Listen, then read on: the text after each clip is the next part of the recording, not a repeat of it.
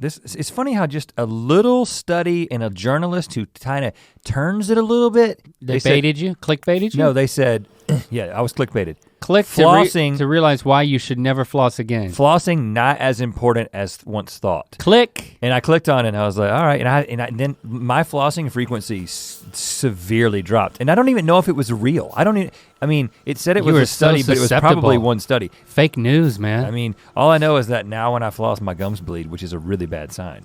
You know, I'm such a creature of habit, but I have not incorporated flossing into my routine. You can overfloss. Except the day before, the morning that I'm going to the dentist, and then for like every other day for the 2 weeks after I've exited the dentist and the hygienist has given me the speech. And you're trying to maintain That's that it. Clean feeling? And then when I get something caught in my teeth, so you said 30%, that means that you have stuff caught in your teeth that you just floss out, but you don't even use that as an occasion to floss all your teeth. You should at least do that. I do that, and 80% of the time that I have flossed between every tooth is because I started out just trying to get something out of one place. So you need to take advantage of that. Okay, note taken. Forget about that article. So and when I do floss, it just it boosts my esteem for at least 6 more hours. I feel like I'm on the tail end of just flossing fresh esteem boost, and I'm gonna ride it right through this ear biscuit. This is like, we're talking like within 6 hours. 6 hours ago. You're still riding the floss wave 6 hours later? It's a 6 hour wave for me, yeah. Wow, you should do that more often. It's like if it does that for you. And it doesn't hit me immediately. It's like, yeah, I'm flossing, yeah, I'm spitting, yeah, there's some blood in it, yeah, I'm going back to my job. But then like within the hour, I'm like, you know what, I flossed. And then within 2 hours, it's like, it's really humming. It sounds like you might be a little prideful. I mean. And you know. It's called floss pride. A lot of people suffer from it. Well, this ear biscuit, I feel like is really gonna benefit from it, and I didn't want to take full credit. You remember the schools? I don't want to be prideful. I want to give floss the credit that it's due. Now, growing up, we were taught that pride was a bad thing, sure. Right? And it is a bad thing. It cometh before a fall. But you can be proud. And I remember like we'd be playing like a school, or I'd see somebody and their mascot was the Pride. Of lions? I guess it was, but it would be like the Pokachani Pride or something. Pokachani? I'm making things up. Like I'd see it in a movie. I don't think we played anybody that was called the Pride, and I was like, that's so arrogant. Yeah. That they're called the Pride. I bet they flossed every morning. But it was because they were lions. And it never crossed my mind. I'm also excited. Bless you. Bless you, Jacob. Bless you, Jacob. Bless you, Jacob. You have no pride. In all your endeavors from here on out. I can tell you flossed recently. That smile on your face. My teeth don't show, that's why I don't floss. I'm riding the floss wave right into, I'm gearing up for this vacation. And you know, we talked about it today. We're taking like a mini kid vacation. Well, listen, because don't undersell your vacation. Kids spring break. My vacation is a mini vacation. You, my friend, are going big and going hard. Oh gosh. I mean. With not enough time. I am almost scared. I'm scared for you because. Well, I was excited and I told you, who was it? It was you and Darren and, was Stevie there? Mm-hmm. Steve. And I was like, yeah, I'm pretty excited. We're going, he's like, where are you going? It's like, we're going to the Grand Canyon. Okay. On an RV. It's like, we're renting an RV. And then their faces, and your face is like, oh gosh, it's like I told you my diagnosis or something. And I'm like. Well, you've told me how my kids want to go on an RV. Interact. Especially Lando. I just mispronounced his name. Especially Lando. He wants to go. The RV. And Lando wants to go on the RV. Listen, let me tell you, I think that it's a great idea. I think every family should try it. I'm glad you're going before me. We have 5 days, including travel, so it's very aggressive. You got 5 people too. I mean. It's one of the, have you seen these RVs that like on the side of it, it's like painted with a billboard that says Cruise America. Cruise America. Oh yeah, listen. I'm pretty sure that's what I'm getting. I'm getting a driving billboard. Yeah, it's an advertisement. How could you miss Cruise America? Well, how could it cost as much as I'm paying? Because it's a big truck, man. it is your home. You're sleeping in it, right? Yes, of course. I'm not buying. What's the point of an RV if you're not gonna sleep in it? That's the cool part, man. You do know you cannot crap in it. You know that's the RV rule. That's the bus rule and the RV rule. Nobody craps in it. Listen. Where are we gonna? 6 days. You crap in bathrooms. You do. Somebody unloads in that thing, and you will be hating yourself. Yeah. Because the guy who gives it to you be like, oh sure it works. It never works. Anytime I've ever been in a bus or an RV where somebody has dropped a deuce, it has soiled the experience until somebody has to come and pump it out. We gotta get somebody to come pump it out. Think about you remember what happened on the set of Buddy System in the trailers that we were in? In your trailer, yeah. So the security guard, it was after hours and something was wrong with the bathroom that he was supposed to go in. So he just picked a random trailer and he picked my specific trailer. I think he knew he was targeting your trailer. And just put things into perspective here. When I say trailer, don't picture like what Robert Downey Jr. is in on the set of Iron Man. No, we have basically, it's not quite, it's basically a series of like closets on a trailer that, you do have a little sink and you've got a little place you can lay down. Well, I can't lay down. And then you've got a bathroom for yourself. And that's what our trailer was. And ours were right next to each other. Well, they were both in the same trailer. They subdivided the one trailer. We had a shared wall, but different toilet. I did not smell through the wall, but it was horrible, you said. It was absolutely horrible. You're right, I can't do that. So I couldn't make eye contact with that guy the rest of the time, but he was guarding us because of what he did. He soiled my place. I don't trust my middle child with this. I might not be able to bring him. Get him diapers. You should have a set of adult diapers. I'm not joking. Because what's gonna happen is when you get out, listen, just stick with me for a second. When you get out there in the desert and you're not familiar with the landscape, you don't necessarily know where the bathrooms are. Somebody's like, Dad, I just gotta do it. There's a toilet. What's gonna happen is there's gonna be a moment of weakness and you're gonna be like, well, this is a modern piece of equipment. There is a bathroom. Rhett's probably wrong about this. I'm just gonna let him crap in there. What if it gets to that point? You say, "Son, I have a diaper for you." Mm-hmm. Well, if we're out in the desert, son, I have a shovel for you. Just go dig a hole behind the RV. Well, the diaper was not really to be used. It was a tactic. It was a mind control tactic. Once a 12-year-old or 13-year-old begins to think about crapping in a diaper, they become super self-conscious and they pucker up and they hold it until you get to a real bathroom. Not you though. What are you talking about? You go right in that diaper, would you? Oh, I've never crapped in a diaper, but I did shart on the way to Dollywood one time.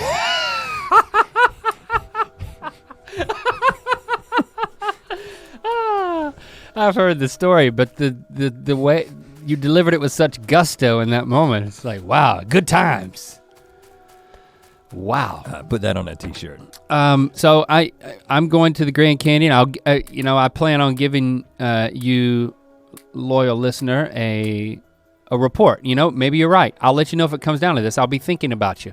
I wanted to ride a mule down into the bottom of the Grand Canyon with all of my family. Another weird idea. I can't. No, actually that's a great idea. I came home, I was like, guys, we're going to the Grand Canyon. We're going on an RV. But did you know that when we get there, we are getting on a caravan of mules and we're riding to the bottom of the Grand Canyon, one of the 7 wonders of the world, is it not? It should be if it's not. It's one of the natural wonders of the American world. Yeah. And immediately, it was just like it was like a bailing out of a sinking ship. Yeah. I mean, like Christy was like, gave me are you nuts? Yeah. Like, I'm afraid of heights. Yeah. You want to put me on top of a animal teetering on the edge of switchbacks, which it is. And then Lincoln's like, I'm afraid of horses. Uh-oh, that's a bigger problem. I'm like, well, it's a mule, it's not a horse. Right, it's sterile. And it's so sure-footed. And then Lando's too young. So, we were leaving him behind in the thicket anyway, somehow. With Jade. Jade's coming too in the RV. Are you're serious? I'm serious. Wow. I talked him into it. How are you gonna mule this? This is my idea. There's no way, I mean, I think taking they abandoned me, so I'm like, Lily, please come with me to ride on the mules. And she's like, I don't want to, Dad. Go by yourself. I'm like, you'll love it. You'll absolutely love it. It'll just be me and you and the mules. I think it's a great idea. The reason I said it's a weird idea is because I knew that your family would not be into it. But if you want to take a mule with me one day. Would you ride the mule? Heck yeah, I'd do that. Because you better believe I'm not hiking up from the bottom of the Grand Canyon with my family. You can't do it. It's the only way to see. And I really want to ride a horse too. Yeah, I don't necessarily know if your first horseback riding experience should be A, on a mule, and B, at the Grand Canyon, because that's kind of a different experience. Yeah, it's a different thing. You know, interestingly. It's like riding the monorail at Disney World versus getting on a SpaceX rocket. It's a different thing. I will be, incidentally, at the same time that you're in your Aravia, I will be on horseback. What? Yeah. I have it. That's one of the days I have planned on my vacation, which is less ambitious. I'm just going to Palm Springs. You get to ride on a horse. There's an excursion. I'm going to this. Is your family coming with you? All 4 of us get our own horse. This hurts, man. And you know what? For just a little bit extra, they said for a little bit extra per person, it'll be just us with no strangers, no randos. No cowboy taking you around? No, we've got a qualified person, but no other tourists. Right. Just the McLaughlins and someone who knows what they're doing. We're gonna do what they call a Jeep tour. Like a sunset tour, and that's gonna be just us, because I don't like to go on tours with other people. They slow you down, they get injured, they're a liability. And also, you never know what you're gonna get. Yeah. You're just taking a random sample of people. Right. I mean, if you just throw a dart at the human population, the chances that you hit somebody you want to hang out with, pretty slim. I mean, especially when you're a jerk like me. Remember the prideful thing you said earlier? Yeah. So we'll give you updates on that, but we gotta get into some questions from you guys. Yes, we do, but first. Ear Biscuits is supported by Mattress Firm, America's neighborhood mattress store that lets your budget stretch further when you're looking for ways to improve your sleep, because your sleep is very important. So much so that even in the list of questions that you guys sent us when we said ask us anything, one was about sleep. Fiction_love13 asks, why do we say sleep tight instead of sleep loose? Shouldn't a person be relaxed while sleeping? Absolutely, you should be relaxed while sleeping. But I think sleep tight is like getting cozy. Like I tuck my kids in bed, and like Lando likes to have all of his bedding in just the right place, like tucked right under his chin, tightly. Does he keep it that way all night? Snug as a bug in a rug. Heck no, I go in there 30 minutes later and he's sprawled out, one leg, he's facing the other direction. Right. But he's got that feeling of security right at the top that just sends him into sleep zone. But under the tightness, he's loose. And it's important to be able to strike that balance and have whatever you need to make that happen. You know who can help you strike that balance with your bed? Oh, Mattress Firm. It is Mattress Firm, and they're more than just mattress experts. They have a whole package that helps you transform your mattress into a bed. From adjustable bases and sheets to headboards and bedroom decor, they got you covered literally and figuratively. Go to mattressfirm.com/podcast to see what deals are happening right now. They even offer you a 120-night sleep trial to ensure perfection and a 120-night low price guarantee, so you know you paid the perfect price. You know where to go, mattressfirm.com/podcast.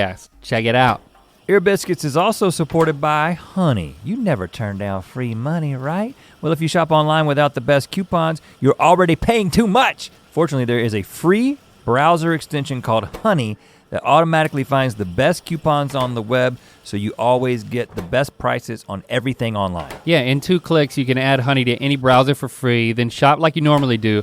Honey scans and tests millions of coupons in the background. At checkout, Honey will automatically apply the best coupon to get you the biggest discount. Pretty sweet. Oh, that was kind of a pun. Over 70 million people use Honey every day, and together, they've saved millions of dollars. Matter of fact, I'm looking at sleeping bags online, and at Kohl's, thanks to Honey, I can get 15% off my order over $100. So, it just pops up. and I'm on Amazon looking for a dog bed for my Barbara, I can save $35 off a dog bed. $35. It adds up, folks. There's no reason not to add Honey to your browser today. It's free, takes just seconds to install. It'll save you tons of money. Add Honey to your browser for free right now at joinhoney.com/ear. That's joinhoney.com/ear. Sweet. Now on with the biscuit. All right, here we go. Okay, right off the bat, here's an interesting question from Beth Ann McGraw-Smith. Dang girl, choose. How many names you gotta glom on? I don't know. That's quite a few. Who is the most surprising contact in your phone? Beth, we liked your question, so nothing immediately came to mind. I literally pulled out my phone and I started scrolling, and I found someone that surprised me that I think will surprise you. You wrote something down. Did you scroll your phone? Yeah. The first name that came up that was surprising to you was Bill Leslie. Bill Leslie. Anchor, news anchor at WRAL, is that? Yeah, absolutely. WRAL morning news. And lunchtime too, I think. In Raleigh, North Carolina. He's a ginger. And he is like, he's the man there at the local news situation in the Triangle. He's also a folk artist. Yeah, he's a bluegrass man. I think he's a bluegrass man. And we met him in full redneck.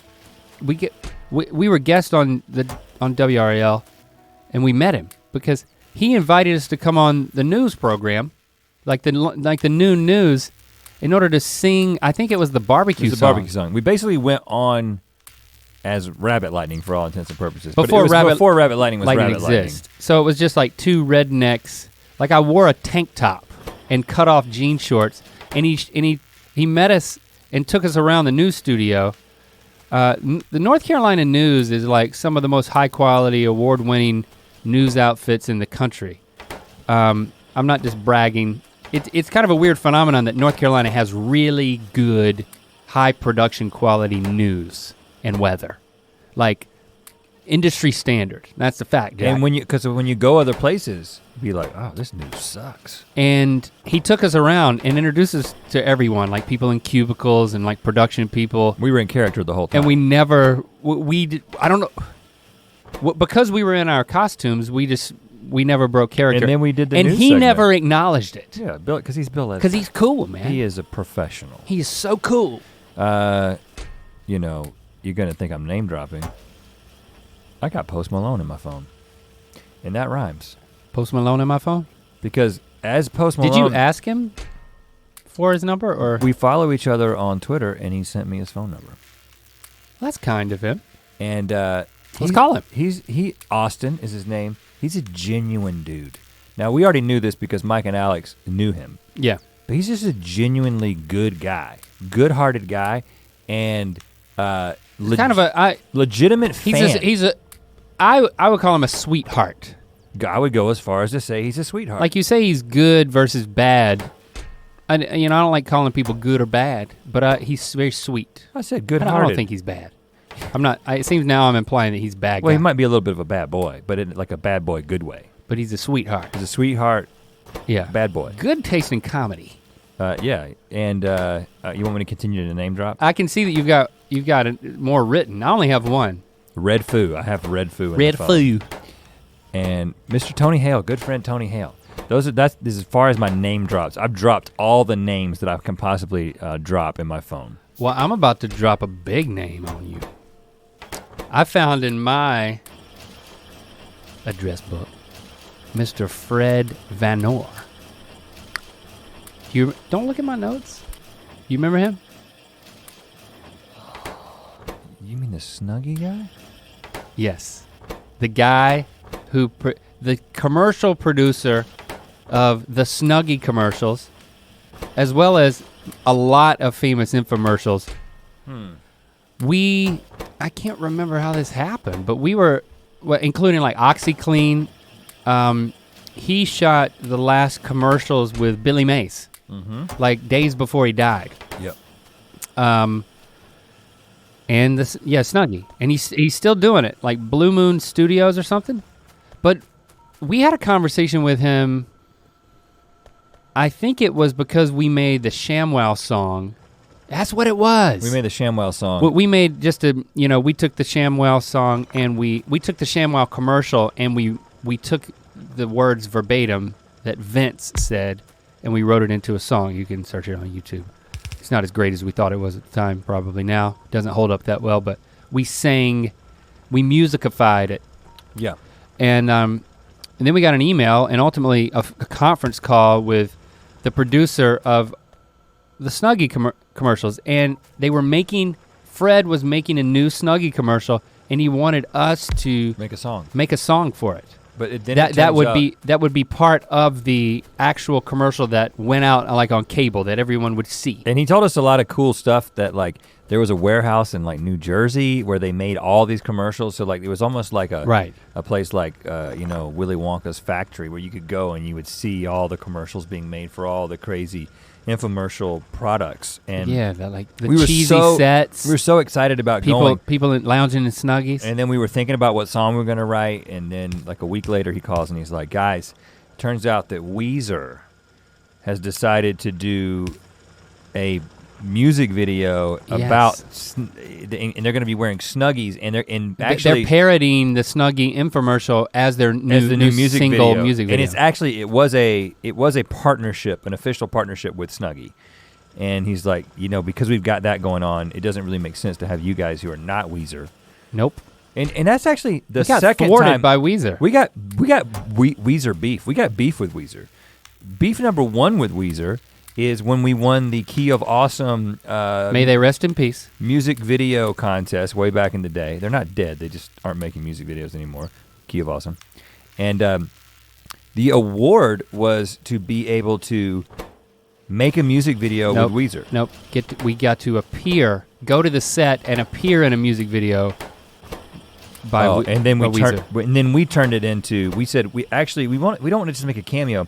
We want to make you a music video, and we want to direct a Weezer music video. That was our retort. We pitched two ideas. I remember one of them. One of the ideas was we were gonna take large helium balloons, like weather balloon style, the kind of balloons that people tie to lawn chairs and then float themselves up. And we were going to float the entire band in the air, tethered to the ground, but floating in the air. And then we were gonna do the same thing with the camera, and they were gonna do the whole music video floating in the air. We thought it was a great idea. We were on the phone with Weezer's manager, like pitching all this stuff. Yeah. And we also pitched an idea where Weezer would be in different rooms performing the song, and we would shoot it. We would shoot the song. We would shoot the performance on a set, and it would be like kitschy, kind of like, this is an emergency room set, but like Weezer's playing all the doctors and the person getting operated on, and then it would be a different set and a different set, and then we would change things on these sets and then get them to perform the song identically again, and then we would run it split screen beside each other, and you would spot the differences in the two Weezer musical performances. Yes. And they loved the idea, or the manager did, and we pitched it to them, and then they got cold feet and they backed out on the whole thing. And then we said, well, we're gonna take that idea. And then we made our video. When the right sponsor came along, we pitched it, and then they were able to fund. Yeah, that was our Spot the Difference is music video. Now, so big fans of Weezer. Way back in the day. Always have been, but we got a little Weezer beef because we had two really good ideas they didn't like, and then they took our Snuggie song that we could have made, and they came in and they. One more thing with Weezer beef. Yeah, let's make it up. We had some more. Let's start a Weezer beef. Let's start like a Weezer Twitter beef. Well, I think who benefits more from that? At this point? Ooh. Oh, whoa. Ouch. Oh, hey, oh. Hey, we said we had beef. You just really. No, you said it. You really just stepped in it. So we didn't get to do the Snuggie commercial. But that is a good Fred contact. Van Noor, I still have your number, man. I'll call me. That's not how it works, is it? I have your number. Call me. I'll know it's you when you call. Jennifer Peden asks, if you could change one thing about yourselves, what would it be? Huh. Cuts right to the heart, doesn't it, Jennifer?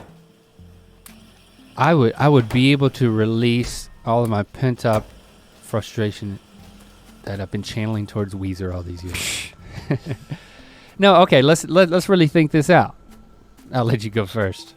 What would you change about yourself, Mr. McLaughlin?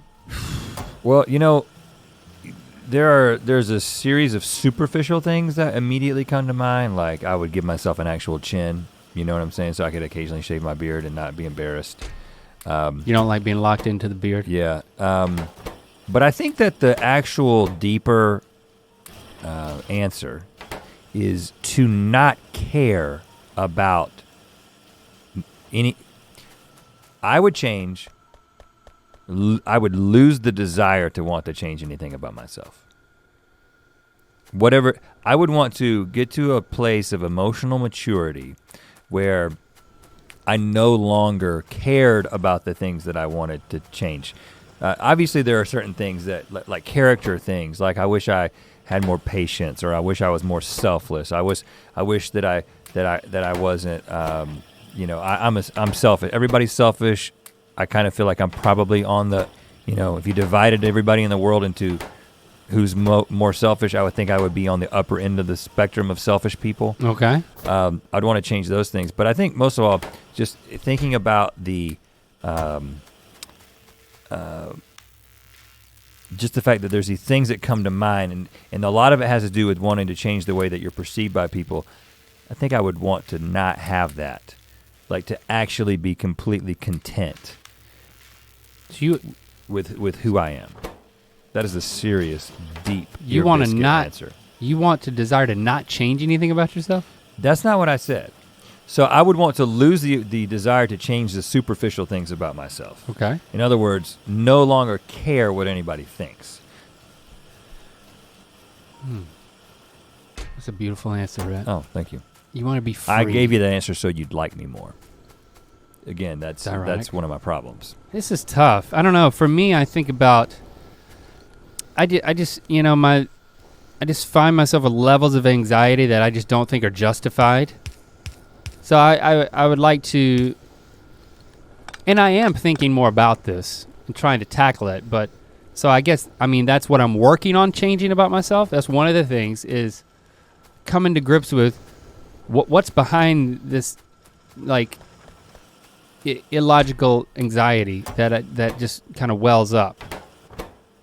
You know, a fear of the bottom falling out of my life in one way or another. You know, I wish I didn't have that. I am working on that. And I think I'm hesitant to say I would, but even that, there's something, as long as you're engaged, I feel like as I'm engaged in the process of like getting to the bottom of that, it's a rewarding experience. You know, we're tremendously blessed that there's not something that comes to our minds that's like, I've got this nagging problem or issue that it's like, oh, I just like to remove this thing. You know, like something physical. You know?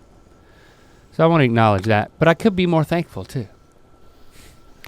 Yeah, it's difficult to change one thing. It's difficult to pick one thing. That's why I kind of try to pick something that would like take care of a lot of things. I mean, because I think about, I love my kids, and I think about the things that I hope changes in them. Okay, they've got symptoms of, okay, just as an example, like selfishness or something that you talked about that most everybody I think deals with if they're honest with themselves. Developing the ability to put other people's needs before your own. Would I snap my fingers and take that and for my kids to just be there? It's like, well, there's something, the cliche of it's about the journey, not the destination. Maybe it's because I know this isn't possible to just snap your fingers and change something.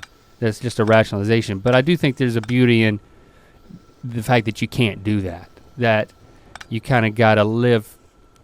You gotta live through things, and hopefully you're making positive changes. So ultimately, I'm a verbal processor, so now I've landed at my answer. Oh, good.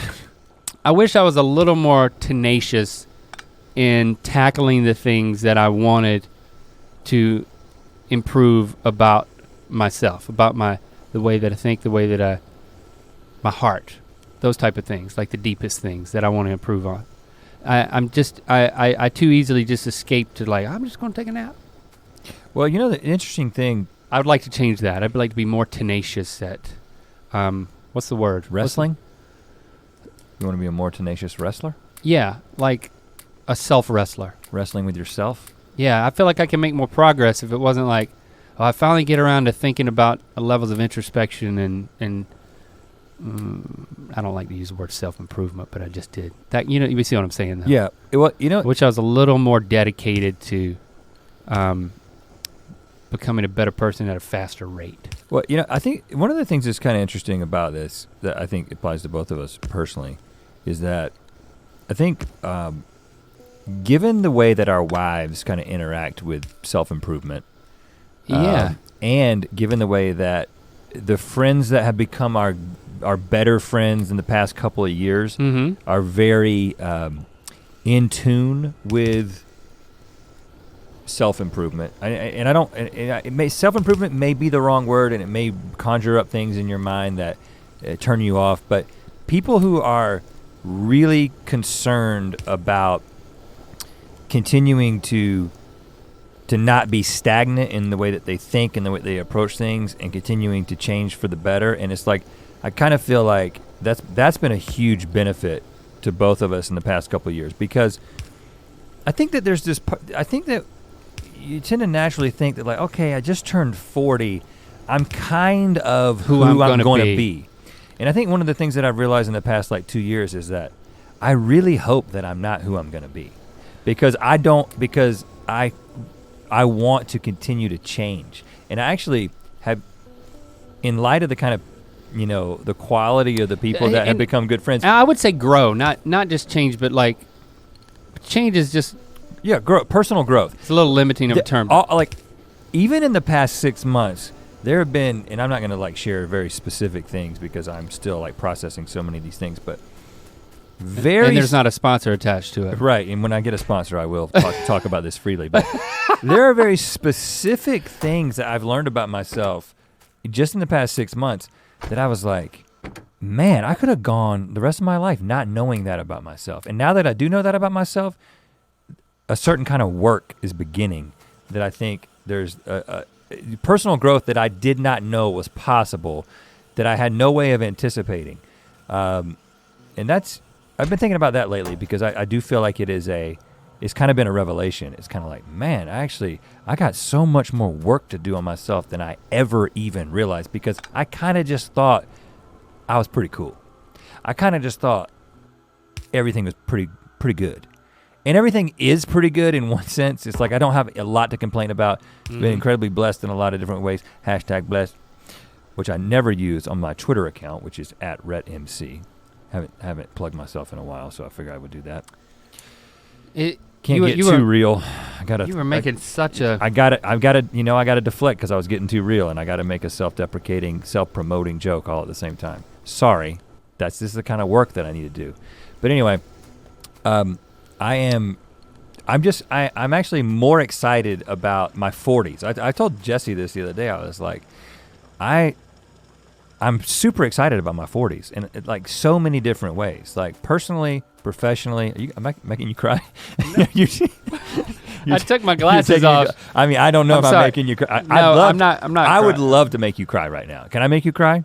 Well, if I rub my eyes hard enough, they'll probably start crying. I am super excited about my 40s in a way that I think that I could have just as easily gotten to my 40s, and I have questions all the time, like, is our best work behind us? Like, are we, there's so many, you're tempted to think, is the bottom gonna drop out of whatever it is that we're doing?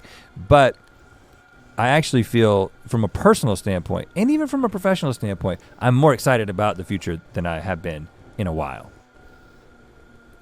Wow, Jennifer, you really opened a can of honesty. Yeah, you did. You never know what's just gonna happen on an ear biscuit. Boy, I wish you weren't so vague. We gotta get a sponsor. Next question. Catherine Abel asks, what songs are on your Guilty Pleasures playlist? I like this question. Very good question. You know that I really enjoy hip hop. This morning I was making my smoothie to some J. Cole. That's good. But I'm not guilty about that. Yeah, that's something to be proud of. One of my favorite cool. One of my favorite bands, Fayetteville, North Carolina. Lord Huron, has a new single came out, which tells me I keep forgetting to search, but I assume that means an album is coming out. You never know with those guys. I love they may be my favorite band.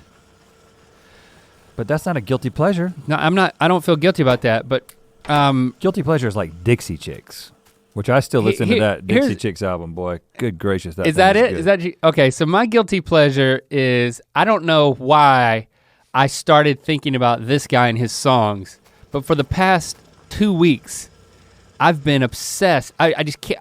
It's made me so happy and a little guilty that how much I love Steve Winwood. Okay, give me a Steve Winwood song.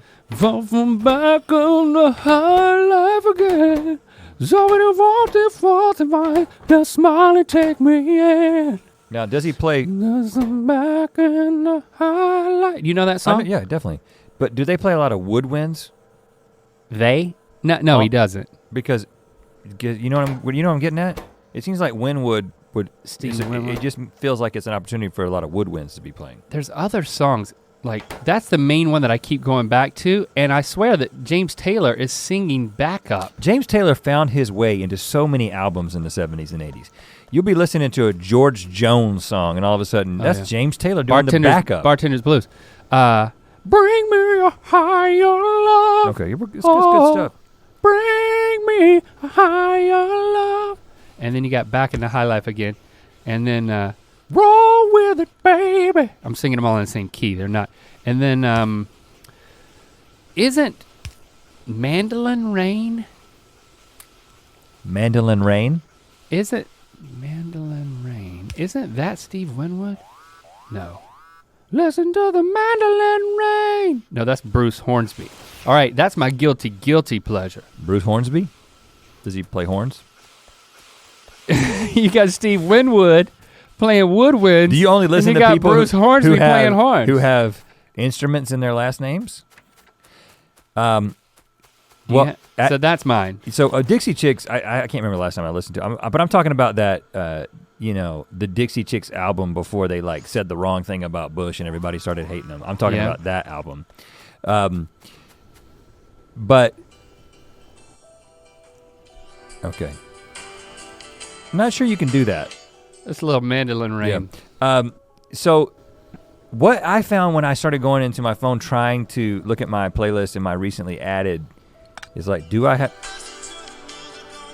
Yep, okay, keep that short. There's legal repercussions. Okay,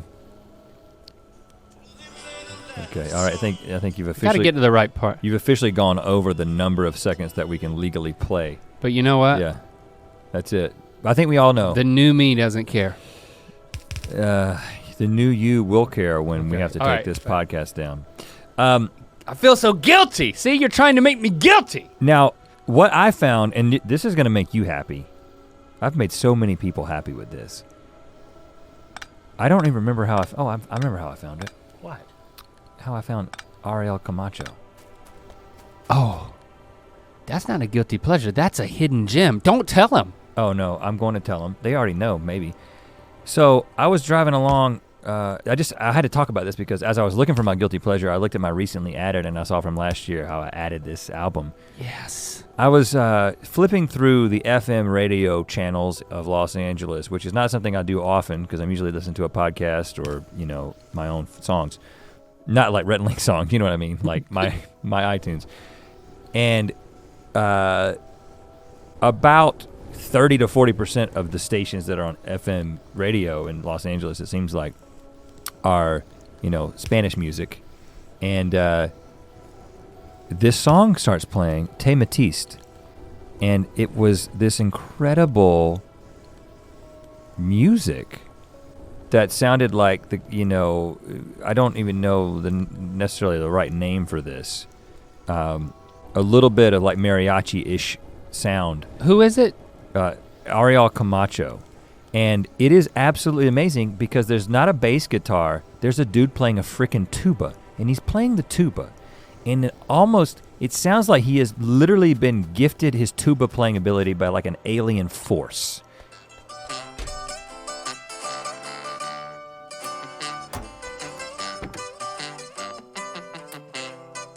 Okay. Okay. Now that, and then sometimes he'll go, and this is the bass tuba. And the tuba is the bass. And so one night we're hanging out with one of our friends, and I had listened to this and thought, this is some of the best music I've ever listened to. I absolutely loved it. And I got the album and I just started listening to it. Blew my mind. And I thought I had just found this little thing that would be this little treasure that I could share with people from time to time. And then we're hanging out at my house with a friend, and I bring it up, and then we were just like, I wonder like if there are music videos for this. Like, what are the music videos? And we look up Ariel Camacho, and that's when we realize the music videos have like hundreds of millions of views. It's absolutely huge. It's a phenomenon. You've discovered nothing in Mexico. Jon Snow.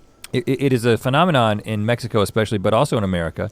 And I just didn't know about it. And it turns out that like it was, the original dude who was the lead singer was killed, and then they replaced him with a new dude. Yeah. And the band is still intact. The tuba player is still the same guy, I think. We've gotta get him on the show. But it's some of the best music you'll ever hear, Ariel Camacho. And I don't know, was Ariel Camacho the first guy who died and they just still call it that? I don't know, it's so tuba forward. It'll just rock your world. You never thought you needed tuba forward music, but Bring me a higher love. Okay. Bring me a higher love. Oh, sort of me. Sound more like Michael McDonald, but you get the idea. Where do you want to go now? Let's just keep going. Katie Bowling. You all have amassed a pretty large following over the years. I was wondering how you honestly feel about fans coming up to you in public. Where do you draw the line so as to when it's okay for someone to approach you or when it's inappropriate? You know, I'm very grateful that we're successful enough that every time we go out, if we go out together somewhere in public, well, somebody's gonna recognize us. I kind of just mosey around until it happens, because I need that validation. Yeah, you need it for your self-esteem. But so once that happens, I can be like, check. Now I can go home and sit on my butt. Yeah. And feel good about myself. Maybe I'll need to floss. Yeah. It's like one or the other. I'm either gonna floss or get recognized. You know, I don't know. Ride that wave. I don't know which. Both a 6-hour wave. But my answer is, there's a time when it's inappropriate, and it's when you're. I think maybe I've told the story. It's when you're in Amsterdam with your family and your business partner and his family. That's me. And you've been riding bicycles around the city, and you've nearly gotten hit by a car, another car, a train, and many angry pedestrians, and it's bringing your wife to tears. Like literally, she's crying, and because it was an overwhelmingly traumatic experience watching our children almost get hit by a train. And meanwhile, my wife is also crying and mad at me and not speaking to me. And so we're out in public. We even separated to make it easier. But it was, I mean, like I was talking to her, and it was like, you've seen couples in like heated situations in public. And if you recognize one of them as an entertainer, that's not a good time to come up to him and ask for a photo. Yeah, what'd you do? I was like, oh, my wife can take the photo. No. Which one is baby? She? No, I did not say that, but You say this is not a good time, or did you? No, I took the photo. Oh, you did.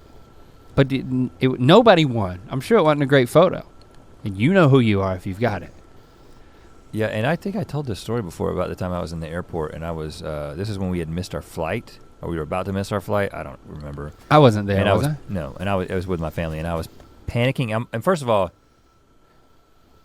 you may consider yourself the more anxious one, and you are in general, but when it comes to airport travel. Well, that's because you also have strategic thinking, which sometimes leads to anxiety. I am incredibly anxious, and my wife and my kids they have running jokes about me and the way that we get to the airport. You get really worked up. 14 hours before the flight. You get frantic. Yeah. And and if I'm a fan, and from 50 yards away, I can tell that's frantic Rhett. That's not the Rhett that I know on the internet. I was in the middle of like a heated exchange about how we had to get going or whatever, and somebody came up and wanted a picture, and I'm sure that I was not nice.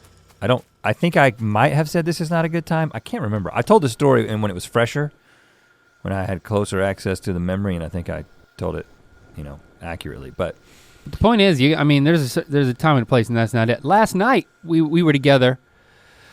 We were in Hollywood.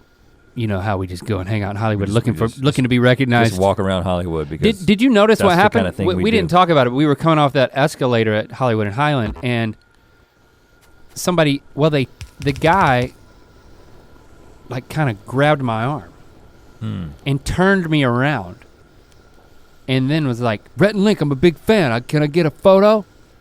And then he did a selfie, and he did some sign with his hand, and he was like trying to be really. But no, he also asked cool. the same question twice. I think he may have been under the influence of something.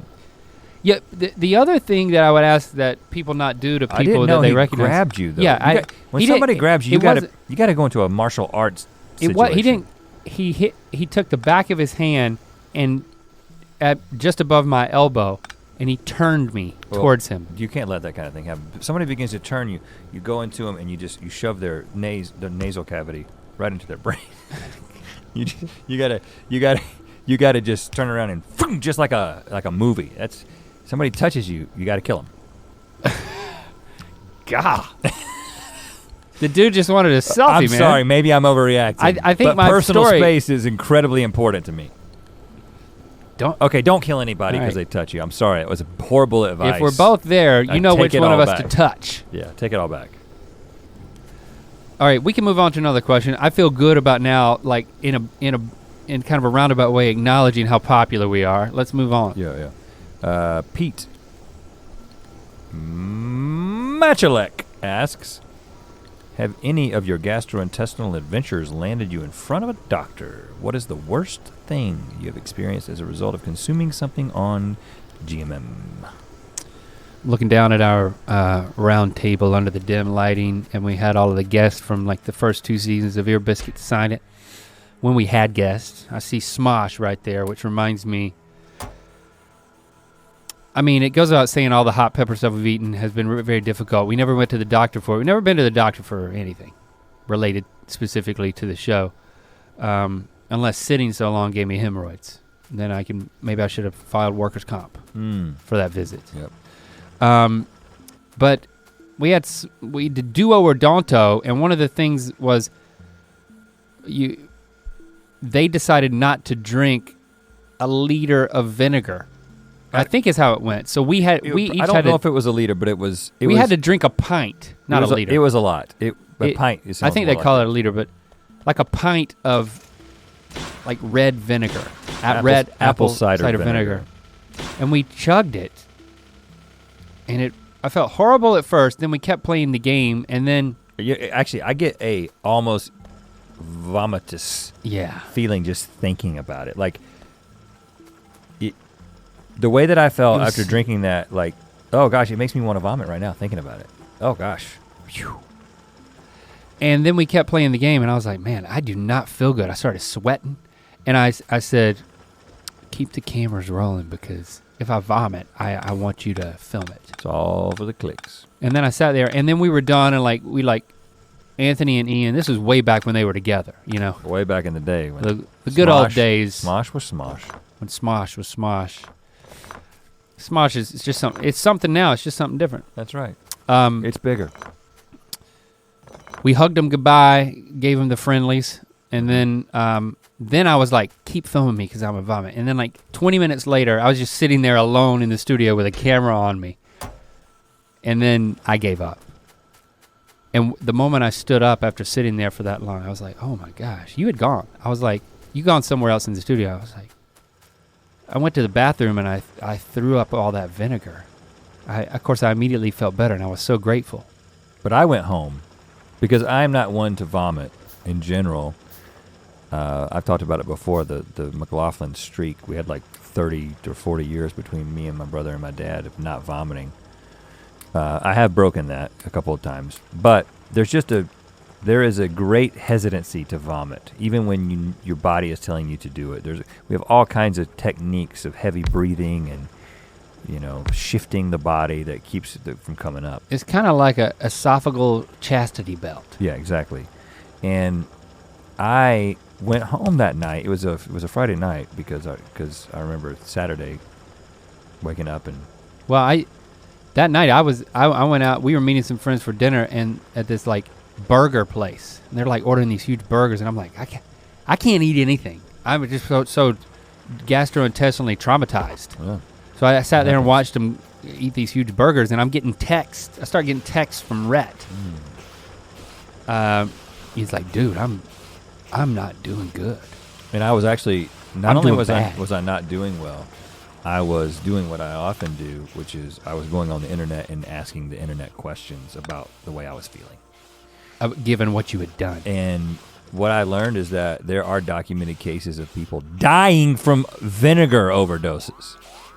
And I was like, I don't know how much you can take, but I drank a whole lot. And like people were like, this is definitely not a good thing. Now, but were you typing your personal case to a forum?